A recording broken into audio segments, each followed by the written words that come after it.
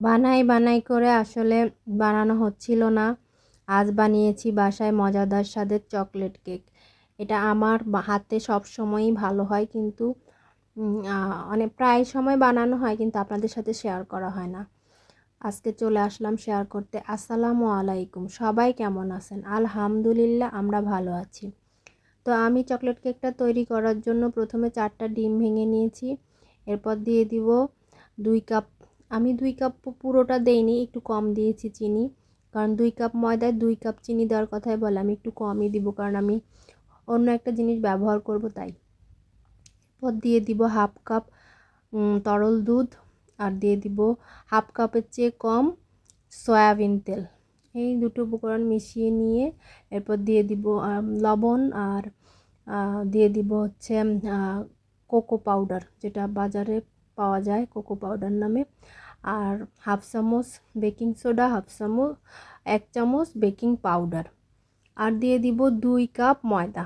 কারণ আমি 2 কাপের থেকে একটু কম চিনি ব্যবহার করেছি, সেজন্য 2 কাপ ময়দা ব্যবহার করব।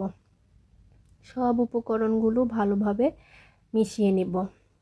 অনেক যে বেশি নাড়তে হবে, মিশাতে হবে এমন না, কিন্তু জাস্ট মিশিয়ে নিলে হবে।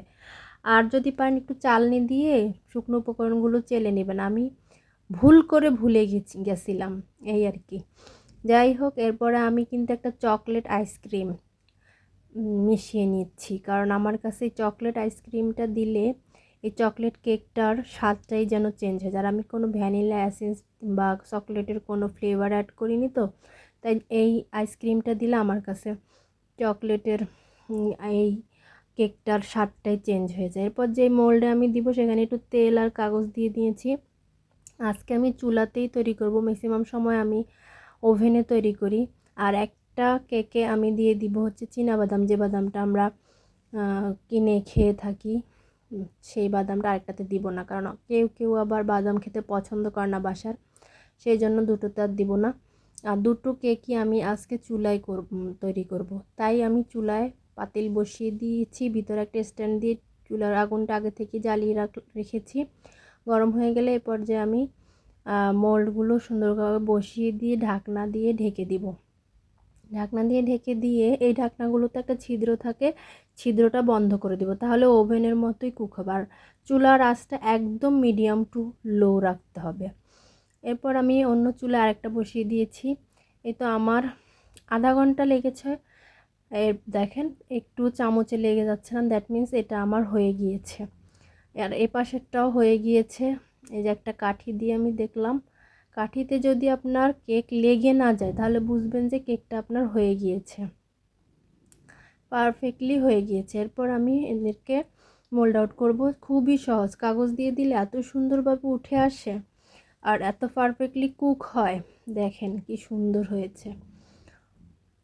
এইভাবে আস্তে করে কাগজটা তুলে নিয়েছি। এখন কেকটাকে কেটে নেব। দেখেন কাটার সময় এটা এতটা সুন্দরভাবে কাটতেছে, মানে অনেক সুন্দর সফট হয়েছে। আমার মনে হচ্ছিল যে ওভেনের চাইতে গ্যাসের চুলায় ভালো হয়েছে আমার কেকটা। আমি কেকটা আপনি যেমন খুশি তেমন কেটে নেবেন, আমি এভাবে কেটে নিচ্ছি। এরপর আমি এর উপরে ওই যে আইসক্রিম দিয়েছিলাম কেকের মধ্যে, ওইখান থেকে কিছুটা আইসক্রিম কেকের গায়ে লাগিয়ে দিব। আরও স্বাদ বৃদ্ধি পাওয়ার জন্য আপনারা চাইলে চকলেটই ব্যবহার করতে পারেন, গলিয়ে চকলেট উপর দিয়ে দিয়ে দিতে পারেন। কিন্তু আমি যেহেতু চকলেট দিয়ে অলরেডি চকলেট কেকই বানিয়েছি, তাই আর চকলেট ব্যবহার করলাম না। এই তো আমার কেক তো রেডি হয়ে গিয়েছে, দেখেন এটা কতটা সফট হয়েছে।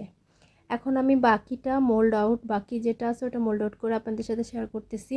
এটা আমি আগেই মোল্ড আউট করার আগে একটু আইসক্রিমটা গায়ে লাগিয়ে নিলাম। এটা আমার কাছে খুবই ভালো লেগেছে। আর দেখেন কাটলে কি সুন্দর কেটে যাচ্ছে, এত সুন্দর সফট হয়েছে।